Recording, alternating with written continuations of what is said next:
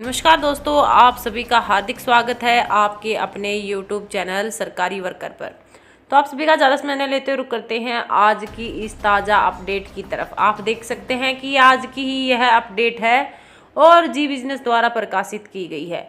आपके लिए good news आई है दोस्तों। अगले वेतन आयोग में एक नए फॉर्मूले से बढ़ेगी केंद्रीय कर्मचारियों की सैलरी और उसका कैलकुलेशन कैसे होगा वो जान लीजिए दोस्तों, क्योंकि यह जानना आपके लिए बेहद ही आवश्यक है। इसके बगैर आप अपनी पेंशन की जो भी कैलकुलेशन होती है वो नहीं कर पाएंगे। सरकार का फोकस इस बात पर है कि सभी वर्ग के कर्मचारियों को एक समान फायदा हो। अभी ग्रेड पे के मुताबिक हर किसी को सैलरी में जो एक अंतर है वो बहुत ही बड़ा सामने आ रहा है। सभी केंद्रीय कर्मचारियों के लिए अच्छी खबर आ रही है दोस्तों। सूत्रों की माने तो अगले वेतन आयोग में सैलरी की बढ़ोतरी के लिए फिटमेंट फैक्टर को खत्म किया जा सकता है। उसकी जगह में एक नया फॉर्मूला आ जाएगा। इस नए फॉर्मूले से केंद्रीय कर्मचारियों की सैलरी में इजाफा होना है। हाल ही में केंद्र सरकार यानी कि मोदी गवर्नमेंट ने कर्मचारियों को 18 महीने का डीए एरियर देने से साफ इनकार कर दिया है दोस्तों। ऐसे में नई चर्चा से कर्मचारियों को थोड़ी राहत मिल सकती है। हालांकि नया फॉर्मूला अभी नहीं लागू होगा। इसे लागू करने के लिए 2024 के बाद में ही लागू होने की संभावना जताई जा रही है। हर साल तय होती है आपकी बेसिक सैलरी। 7वें वेतन आयोग यानी कि 7th पे कमीशन की सिफारिशें 2016 में लागू की गई थी। उस बात को अभी 5 साल बीत चुके हैं। सूत्रों के मुताबिक केंद्रीय कर्मचारियों की सैलरी में जो तय करने के लिए 8वां वेतन आयोग के नए फॉर्मूले से केंद्रीय कर्मचारियों की सैलरी में जो इंक्रीमेंट होता है उसका नया फॉर्मूला हर साल तय होगा। हालांकि इस मामले में सरकार की तरफ से कोई पुष्टि नहीं की गई है। सूत्रों का मानना है कि अब वक्त है जब वेतन आयोग से अलग सैलरी बढ़ाने के लिए फॉर्मूले पर विचार करना होगा। कॉस्ट ऑफ लिविंग लगातार बढ़ रही है। ऐसे में हर साल कर्मचारियों की सैलरी में इजाफा करना ज़्यादा बेहतर विकल्प रहेगा। तो दोस्तों, क्या है वो नया फॉर्मूला जिसकी चर्चा हो रही है? केंद्रीय कर्मचारियों के लिए सैलरी में बढ़ोतरी के लिए एक नया फॉर्मूला बताया गया है और वो फॉर्मूला एक्रोइड फॉर्मूला है जिसका विचार हो सकता है। इस नए फॉर्मूले की चर्चा काफ़ी देर से हो रही है।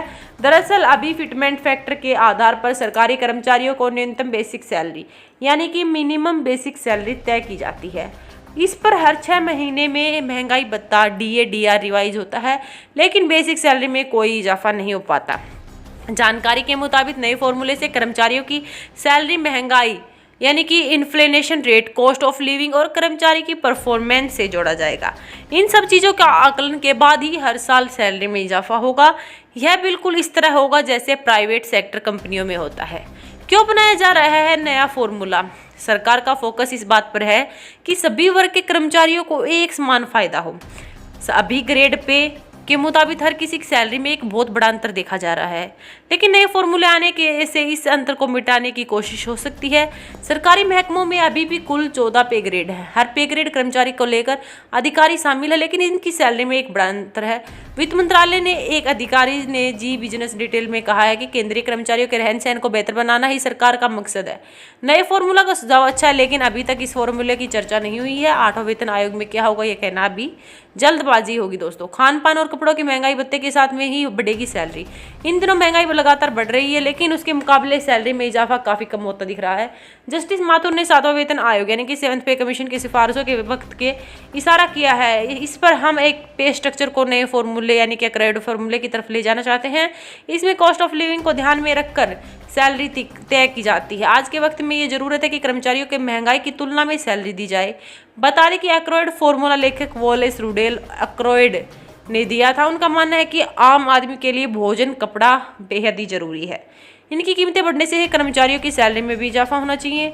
7वें वेतन आयोग में फिटमेंट फैक्टर से बढ़ी थी सैलरी यानी कि 7th पे कमीशन के तहत केंद्र सरकार ने कर्मचारियों की न्यूनतम सैलरी को फिटमेंट फैक्टर से रिवाइज किया था। इसमें बेसिक सैलरी पे ग्रेड 3 पर से सीधा 7,000 से बढ़ाकर 18,000 रुपये की गई थी, लेकिन जस्टिस माथुर ने सिफारिश में कहा था कि सरकार को कंज्यूमर प्राइस इंडेक्स के मुताबिक हर साल केंद्रीय कर्मचारियों के वेतन में समीक्षा करनी चाहिए। तो आप सभी का क्या कहना है कि जस्टिस माथुर जी ने अपने जो डिसीजन रखा वो बिल्कुल सही है? और आपके अनुसार क्या एक्रोइड फॉर्मूला आपके लिए सही साबित होगा? अपनी राय कमेंट बॉक्स में जरूर दीजिए और ऐसी ताज़ा खबरों से जुड़े रहने के लिए आपसे रिक्वेस्ट है हमारे चैनल को शेयर एंड सब्सक्राइब कर दीजिएगा। धन्यवाद। जय हिंद, जय भारत।